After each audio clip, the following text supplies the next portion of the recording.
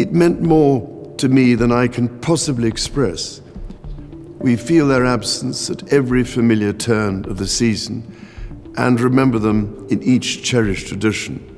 A sus 76 años, el rey Carlos dijo que perdió al verdadero amor de su vida y que ninguna corona pudo reparar su corazón roto.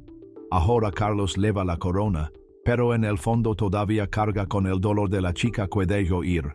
Acompáñanos a revivir el momento en que escribió una carta demasiado tarde y rompió su propia alma para siempre. Amor en las sombras, secretos a plena luz. La historia de amor del rey Carlos no comenzó con una gran ceremonia. Empezó con una mirada, un momento tan pequeño y sin importancia que casi se pierde en el tiempo. Mucho antes de que el mundo hablara de Diana o Camila, Carlos ya había tomado caminos ocultos, caminos llenos de deseo, indecisión y ecos de lo que pudo haber sido. Pero una elección silenciosa ya había cambiado todo. La primera chispa apareció en Althorpe, bajo un sol inglés cualquiera. Carlos no estaba en un gran evento real ni en una fiesta lujosa. Solo estaba de visita. Diana Spencer, de apenas 16 años, tímida y de mirada brillante, se cruzó en su camino. Carlos tenía 29 años y cortejaba oficialmente a la hermana mayor de Diana, Sara. Pero en esa suave luz de la tarde, no fue Sara quien dejó huella en el corazón del futuro rey. No fue escandaloso, no fue destino. Fue algo simplemente humano, tranquilo, casi invisible, de esos momentos que parecen no pesar, hasta que lo cambian todo. Carlos siguió saliendo con Sara, cumpliendo con lo que se esperaba de él. Pero en su interior una semilla ya se había plantado, escondida bajo capas de tradición y obligaciones reales. Esperaba pacientemente, sabiendo que el dolor puede hacer al corazón más vulnerable. Ese dolor golpeó con fuerza brutal cuando Lord Louis Mountbatten, mentor y figura clave para Carlos, perdió la vida. La pérdida sacudió a Carlos hasta lo más profundo. Perdido y herido, encontró consuelo inesperado en la presencia de Diana. Ella no ofrecía títulos ni alianzas estratégicas. Simplemente veía al hombre detrás de la corona. Para Carlos, tan acostumbrado a ser una institución más que un individuo, ese reconocimiento caló más hondo que cualquier promesa formal. Carlos conocía las reglas de su mundo mejor que nadie. El amor no era suficiente. El matrimonio exigía cálculo, alianzas, linaje, imagen. Pero Diana, con su calidez y sinceridad, logró esquivar esas defensas. Por un instante frágil, parecía que el amor podía sobrevivir a la maquinaria de la monarquía. El mundo recuerda lo que vino después. 24 de febrero de 1981 se anunció su compromiso. Las cámaras destelaron. La sonrisa tímida de Diana iluminó la escena, la de Carlos más ensayada, más medida. Parecían perfectos, una imagen pensada para los libros de historia. Pero incluso entonces, pequeñas grietas ya cruzaban la superficie. Cuando un reportero les preguntó si estaban enamorados, Diana, sincera como siempre, respondió sin dudar: por supuesto. Su voz rebosaba fe, la certeza luminosa de alguien que aún creía en los cuentos de hadas. Carlos parpadeó, se detuvo, y luego respondió con una distancia helada: lo que sea que signifique enamorados. Fue un intercambio breve, apenas un latido, pero bastó para romper la ilusión. La boda llegó el 29 de julio de 1981, envuelta en grandeza. La catedral de San Pablo brillaba como un sueño. Diana avanzó por el pasillo en una nube de seda marfil y encaje antiguo, cargando las esperanzas de toda una nación. 750 millones de personas miraban, creyendo ser testigos de un mito moderno hecho realidad. Pero los mitos saben engañar. Detrás de la coreografía real, la traición ya había dejado sus huellas. La noche antes de la boda, Carlos le regaló a Camila Parker Bowles una pulsera, un objeto pequeño, casi insignificante, pero cargado de significado oculto. Diana lo descubrió, no lo enfrentó, no huyó, hizo lo que se esperaba, sonrió, saludó y caminó hacia un futuro que ya se estaba desmoronando. La luna de miel transcurrió bajo los cielos del Mediterráneo, a bordo del yate Real Britannia. De Egipto a Grecia navegaron por un mundo de postal. Para los demás, parecía un romance perfecto. Dentro de sus camarotes, Era otra historia, silencios cada vez más largos, muros invisibles cada vez más altos. En el castillo de Balmoral, donde la tradición pesaba tanto como la niebla, la realidad se hizo más fuerte. Diana sufría. Aislada de sus amigos, rodeada de costumbres que no entendía ni podía cuestionar, comenzó a marchitarse. Carlos, atrapado en una vida de expectativas no dichas y lealtades privadas, sentía el abismo crecer, pero parecía incapaz de cerrarlo. Cuando Diana quedó embarazada del príncipe William, la monarquía celebró un futuro rey. Una línea asegurada, el cuento de hadas continuaría, pero dentro de Diana la tristeza crecía. Se sentía más atrevida que nunca, como un pájaro dorado en una jaula que nadie notaba que había construido. Carlos intentó, al principio, de formas torpes y pequeñas. Planificó salidas, le enseñó a moverse por la vida en palacio. Compartió risas cuando el momento lo permitía. A veces encontraban una felicidad frágil. Momentos en que no eran príncipe y princesa, sino dos personas intentando amarse. Pero los momentos, por naturaleza, son breves. El nacimiento del príncipe Harry en 1984 marcó otra grieta silenciosa. Carlos esperaba una hija, y cuando dejó escapar su decepción, la herida que dejó en Diana empezó a infectarse. No era solo por el género del niño, era volver a sentirse invisible, ignorada, otra vez. Para entonces, el matrimonio era poco más que una fachada hermosa, un marco ornamentado alrededor de un retrato que se desmoronaba. Carlos, cansado de luchar, volvió a acercarse a Camila, cuya sombra nunca se había ido realmente. Camila lo entendía de un modo que Diana nunca pudo, o quizás de un modo que Diana nunca tuvo la oportunidad de hacerlo.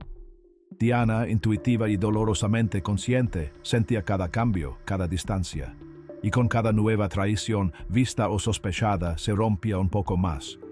El mundo veía sus vestidos deslumbrantes, su sonrisa perfecta. Pocos veían la tristeza que florecía tras sus ojos. En público la pareja seguía adelante, dando la mano, asistiendo a galas, encarnando el sueño que debían vender. En privado, vivían como extraños en una jaula dorada. La tragedia no fue repentina, fue lenta e inevitable. Una historia de amor vaciada por el deber, erosionada por viejas lealtades, destruida por un sistema que exigía perfección pero castigaba la autenticidad. Cuando su matrimonio colapsó ante los ojos del mundo, la verdadera ruptura ya había ocurrido mucho antes de las entrevistas televisadas y los titulares escandalosos. Ambos, cada uno en su rincón solitario, ya habían logrado por la vida que soñaron construir. El sueño no murió en un solo momento.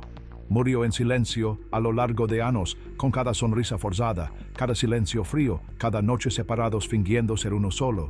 Y la historia, siempre hambrienta de tragedias vestidas de oro, tomó nota con cuidado. El amor, a la sombra de las coronas y las expectativas centenarias, rara vez tiene una oportunidad. No cuando el deber exige más de lo que el corazón puede dar. Coronas se derrumban y corazones se rompen. Para 1989, la ruptura entre Carlos y Diana ya no era un rumor, era una verdad cruda e innegable. Diana había cambiado, ya no era la adolescente de ojos brillantes, ahora era una mujer de acero envuelta en seda. Seguía siendo radiante, seguía siendo querida por millones, pero la tristeza acompaña cada una de sus sonrisas públicas. La joven que sonaba con cuentos de hadas se había convertido en una reina de la supervivencia, modelada y endurecida por la traición. El punto de quiebre no llegó con titulares ni escándalos, sino en una fiesta de cumpleaños llena de gente. Bajo el brillo de los candelabros y el murmullo de los chismes, Diana hizo lo impensable, enfrentó a Camilla Parker Bowles.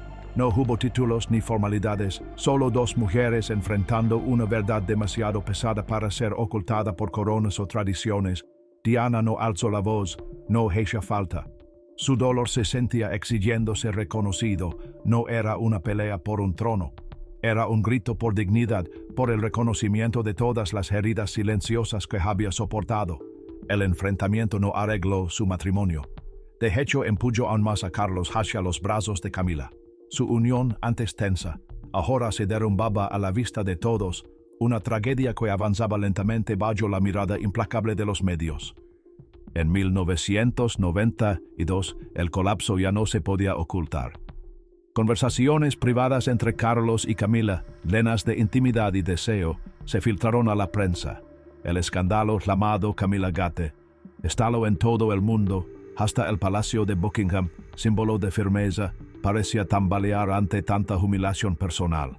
Carlos estaba en el centro de la tormenta. Su imagen de deber, control y seriedad se hizo pedazos. Ya no era solo el futuro rey, era un hombre expuesto, atrapado entre las exigencias del deber y el hambre desesperada de algo real. En una entrevista televisada para intentar salvar su imagen, Carlos confesó sí había sido infiel, pero según dijo, solo después de que su matrimonio con Diana se había roto de manera irreparable. Era un tecnicismo, lenguaje de tribunales, no de corazones, y no convenció a nadie. Diana respondió primero con silencio y luego con una fuerza que lo arrasó todo. En 1995 se sentó frente a las cámaras de la BBC en el programa Panorama, serena pero firme. No atacó, dio testimonio. Habló de depresión, traición y abandono. Éramos tres en este matrimonio, dijo con voz firme, así que estaba un poco abarrotado. La monarquía, esa antigua fortaleza de silencio y resistencia, se estremeció ante su verdad. Guerras, revoluciones, abdicaciones, la casa de Windsor había sobrevivido a todo. Pero esto era diferente, esto era personal, era una mujer adorada por millones usando los medios modernos contra la institución que había intentado moldear. Para diciembre de 1982, la fachada se había derrumbado por completo. El primer ministro John Major anunció en el Parlamento la separación formal de Carlos y Diana. No era un divorcio todavía, pero el sueño había terminado. El mito había caído. Aún así, por un breve instante, pareció haber esperanza. En mayo de 1993, durante el 50 aniversario de la Batalla del Atlántico, Carlos y Diana aparecieron juntos en el yate Real Britannia. Rieron, sonrieron, se movieron con una gracia que engañó a muchos. Por un momento, parecía posible una reconciliación. Pero las apariencias engañan, curar heridas requiere más que sonrisas ensayadas. A puerta cerrada, la distancia crecía. Diana se volcó en su labor humanitaria con una pasión feroz. Visitaba pacientes de inmunodeficiencia cuando otros temían acercarse. Caminaba por campos de minas, consolaba a los olvidados. Su dolor se volvió su propósito, su compasión iluminaba los rincones más oscuros del mundo, incluso mientras la oscuridad dentro de él se hacía más pesada. Mientras tanto, Carlos se aferraba a la rutina real. Visitas de estado, cenas formales, cortes de cinta interminables. Su vida era un guión del que no podía desviarse. Lo que quedaba de calidez en él quedaba oculto tras los protocolos y siglos de expectativas. Su corazón, que ya estaba tenso, ahora parecía fuera de alcance.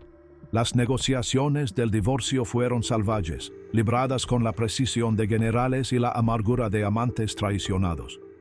Custodia, dinero, títulos, propiedades, cada detalle fue discutido por abogados y analizado por la prensa.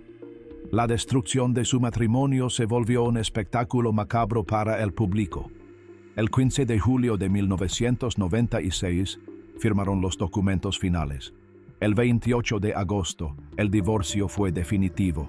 Diana perdió el título de Su Alteza Real, una crueldad calculada para recordarle su lugar. Sin embargo, conservó el de Princesa de Gales, su conexión con el pueblo que nunca dejó de amarla. El acuerdo financiero fue enorme. $5 millones, un estipendio anual para su personal y obras de caridad, residencia en el Palacio de Kensington y uso de aviones reales. Fragmentos de una vida real que ya no quería, pero de la que no podía escapar del todo. Para Carlos, el divorcio trajo libertad, pero no paz. Se había liberado de un matrimonio vacío, pero seguía prisionero del desprecio público. La luz de Diana, aún más brillante separada de él, seguía eclipsando.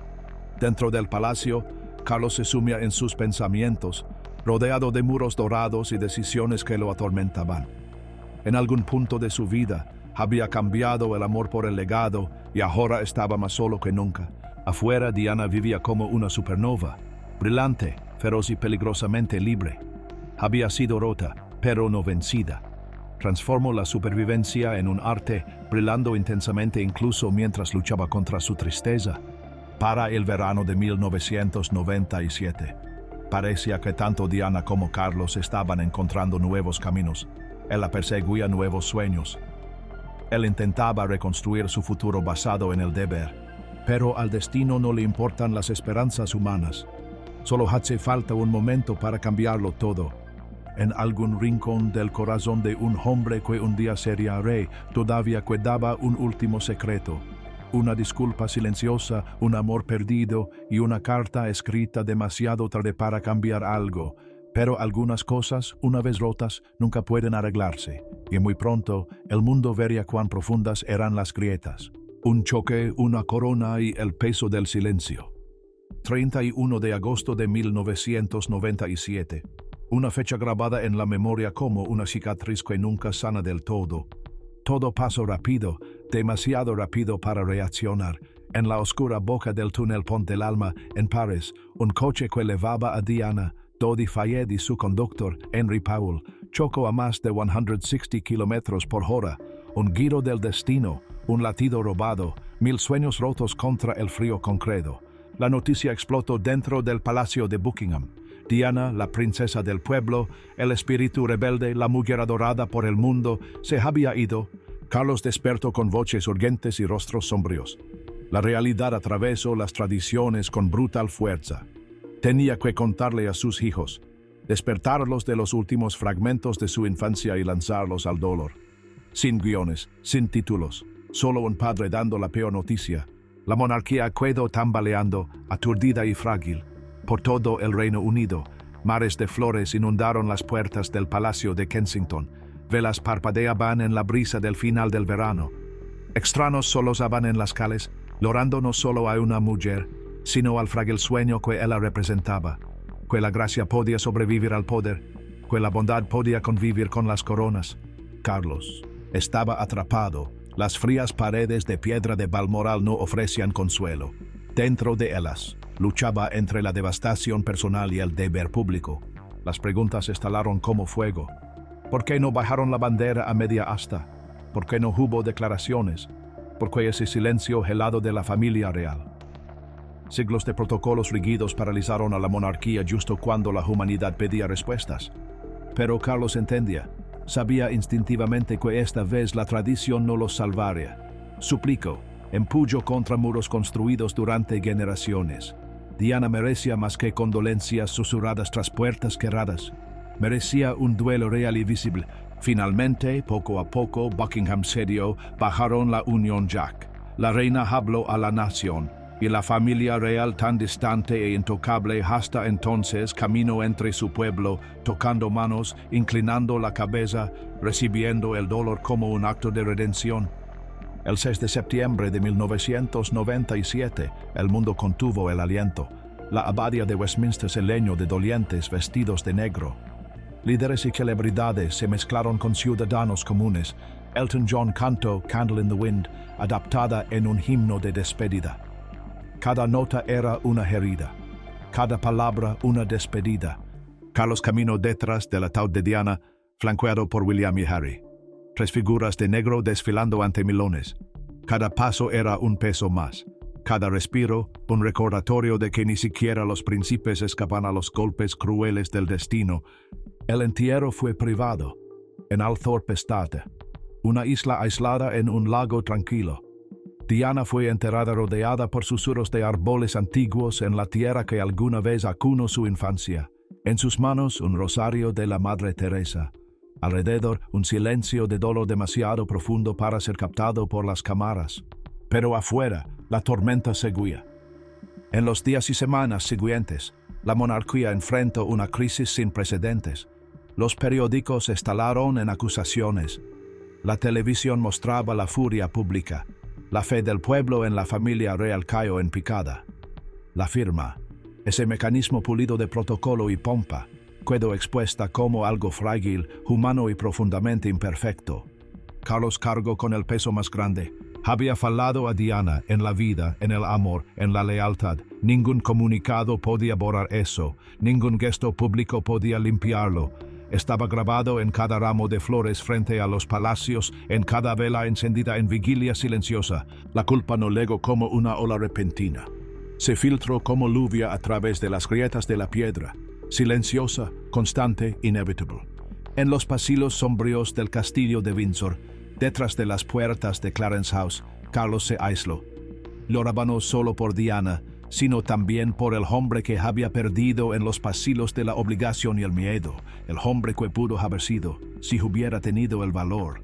Se lanzó al deber, obras benéficas, giras, discursos. Su agenda se volvió una muralla contra la memoria. Cada apretón de manos, cada corte de cinta, era una pequeña rebeldia contra el peso del remordimiento. Pero el dolor es paciente, espera en silencio. Se aferra a los uniformes y se esconde en los banquetes de Estado. Vive en los rincones de los salones de coronación y en los momentos callados entre aplausos. En segundos robados, Carlos aún podía verla. La chica de la sonrisa ladeada, la mujer que reía fuerte, que bailaba descalza cuando nadie miraba, la rebelde que nunca pudo retener ni comprender del todo. El tiempo no curó, solo le enseñó a elevar mejor sus máscaras. Cuando se casó con Camilla Parker Bowles en 2005, el mundo miró con ojos cansados y escépticos. No hubo cuento de hadas esta vez, no hubo ilusión de inocencia, solo dos almas golpeadas eligiéndose después de demasiados años perdidos. La ceremonia fue modesta. Un servicio civil en el ayuntamiento de Windsor, 28 invitados, sin catedral, sin carrozas doradas, solo votos tranquilos entre sobrevivientes de su propia historia. Camilla llevaba plumas, no una tiara, sonrisas, no diamantes. No era una historia para las leyendas. Era algo más sencillo, más áspero, más real. Pero el fantasma de Diana seguía. En cada caminata pública, en cada entrevista torpe, en cada comparación inevitable entre la princesa que conquistó corazones y la duquesa que pasó desapercibida. Carlos amaba a Camilla. Eso era claro. Pero el amor tiene muchos rostros. Algunos amores consuelan, otros amores curan, y otros amores persiguen. Diana era de los que persiguen. Carlos lo sabía. Lo sabía en los momentos vacíos entre deber y ceremonia. Lo sabía al ver el encanto relajado de William, la chispa desafiante de Harry. Lo sabía cada vez que el mundo pronunciaba el nombre de Diana con una reverencia que él nunca logró despertar. La verdadera tragedia nunca fue el escándalo, ni el divorcio, ni siquiera la humillación pública. Fue algo mucho más simple. Fue que en medio de jaulas doradas y mentiras susurradas por la tradición, Carlos perdió a la única persona que lo había visto de verdad y que lo había amado no por la corona que llevaba, sino por el niño que estaba debajo de ella. Y ese tipo de amor solo llega una vez. Deja una cicatriz que ninguna coronación puede tapar y hasta los reyes deben aprender a vivir con su peso. Un trono ganado, un corazón perdido. Cuando la reina Isabel se falleció, la corona finalmente legó a Carlos. Con 73 años, al fin dejó de ser el príncipe en espera. Ahora era rey, el rey Carlos III, un título para el que se había preparado toda su vida, que había esperado, que había deseado y temido al mismo tiempo. Pero cuando legó, no se sintió como un triunfo, sino como un lamento. Los títulos son cosas engañosas. Brillan a la distancia, pero suenan vacíos cuando el corazón todavía late al ritmo de los fantasmas. El mundo reaccionó con aplausos discretos, educados pero contenidos. El cambio, incluso después de 70 años, incomoda. Algunos lo recibieron con optimismo cauteloso, otros se aferraron a la tradición. Y muchos, demasiados, susurraron otro nombre, el de Diana, como una rebelión silenciosa, como si la lealtad a su memoria fuera un acto de desafío contra la institución que alguna vez la lastimó. Carlos sonrió para las cámaras. Saludó, dio discursos sobre unidad, sobre renovación, sobre sueños de una monarquía moderna. Pero detrás de las sonrisas medidas, detrás del ritmo estudiado de sus palabras, había una herida que ninguna corona podía ocultar. Vivía en las esquinas de sus ojos, en la quietud pesada de sus hombros. Ya no era el joven que se enamoró de la risa tímida de Diana, ni el hombre que traicionó su inocencia. Se había convertido en algo más duro, más triste, una figura desgastada por la maquinaria implacable del deber real y el remordimiento personal. La verdad de su corazón no estaló en grandes declaraciones. Se escapó en fragmentos silenciosos, confesiones a amigos de confianza, deslices en entrevistas, momentos raros en que el peso era demasiado para sostenerlo. En esos momentos salía la confesión: el amor de su vida no había sido la corona, ni el deber, ni siquiera la supervivencia. Había sido ella, Diana, no la Diana convertida en mito por las estatuas y los tabloides, no el icono cubierto de tristeza y rosas, sino la chica que reía sin preocuparse, la mujer que desafiaba las tradiciones con una sonrisa herida, el alma que lo amó imperfectamente pero con fuerza y que él dejó escapar. Carlos no desperdiciaba energía deseando retroceder el tiempo. Sabía que era inútil, incluso sabiendo lo que ahora sabía. Entendía que probablemente habría tomado las mismas decisiones, atrapado por el miedo, el deber y el peso aplastante de lo que debía hacerse. Pero ese entendimiento no le traía alivio. En los espacios tranquilos entre ceremonias, Carlos vagaba por los pasillos familiares de Balmoral, Sandringham y Windsor. Cada rincón guardaba recuerdos impregnados en las piedras, vistazos de una vida que una vez estuvo llena de esperanza. Se detenía junto a ventanas donde la risa de Diana había resonado, caminaba por senderos donde alguna vez estuvieron juntos, dos almas jóvenes pretendiendo que podían cambiar la historia. A veces se preguntaba si alguna vez llegaron a conocerse de verdad, si Diana alguna vez vio al niño que estaba bajo la armadura de las expectativas, si él alguna vez vio realmente a la chica que ella era, y no solo el papel que necesitaba que cumpliera. Fueron dos cometas, brillantes, resplandecientes, pero destinados a cruzarse sin poder cambiar su curso. Camila estaba ahora a su lado, firme y segura, una compañera, un refugio. Carlos la amaba con la gratitud cansada de un hombre que sobrevivió a su propia leyenda. Pero era un amor distinto, más suave, más tranquilo, un refugio, no un incendio. Algunos amores arden por las venas, consumiéndose todo. Otros construyen muros contra las tormentas. Y algunos, cuando se pierden, dejan un vacío tan profundo que ninguna alegría futura puede llenarlo por completo. En su corazón, Carlos llevaba un registro, una contabilidad privada de victorias y derrotas, de triunfos anotados en los libros de historia y heridas conocidas solo por él. Cerca de la cima de esa lista, en tinta que se negaba a desvanecerse, estaba su nombre. No la Diana canonizada y adorada por milones, sino la mujer real, desordenada, vulnerable, imperfecta. Hermosa no porque fuera intocable, sino porque era dolorosamente, gloriosamente humana. A los 76 años, Carlos dejó de luchar contra esa verdad. Ya no peleaba contra la memoria, se rindió a ella. La confesión final y silenciosa atravesó las barreras construidas durante décadas de tradición. La había amado y la había perdido, y ningún título, ningún trono, ningún imperio de ceremonias podría cambiar eso. Su final no fue una sola traición, ni una sola palabra cruel, ni un solo error.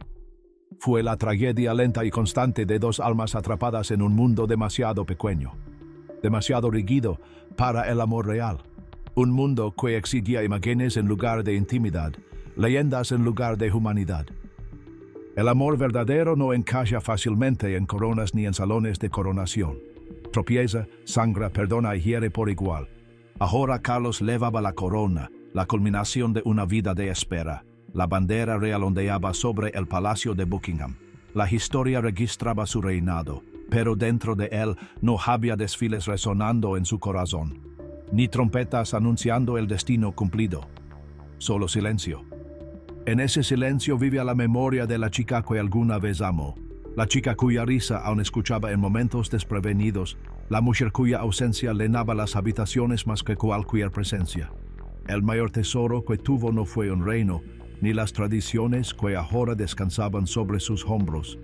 Fue un amor fugaz, frágil y completamente humano, el tipo de amor que a los reyes nunca se les enseña a conservar. En el ocaso de su reinado, mientras el tiempo se acortaba y la historia proyectaba su sombra larga y fría, Carlos cargaba no solo con el peso de un reino, sino también con la carga más pesada, la del recuerdo, una verdad cosida invisiblemente en cada túnica real, oculta bajo cada corona dorada, que incluso los reyes deben llorar los amores, que no pudieron retener y vivir con el eco de lo que perdieron. Cuando la última canción se apague, cuando cuelguen el último retrato, cuando se pase la última página de la historia, no será la corona lo que quede, será el recuerdo de la chica que amo, de la vida que pudo haber sido. ¿Qué pasaría si el verdadero amor del rey Carlos nunca hubiera podido sobrevivir al peso de la corona? Deja tu opinión en los comentarios. No olvides darle me gusta y suscribirte para más historias ocultas tras los muros reales.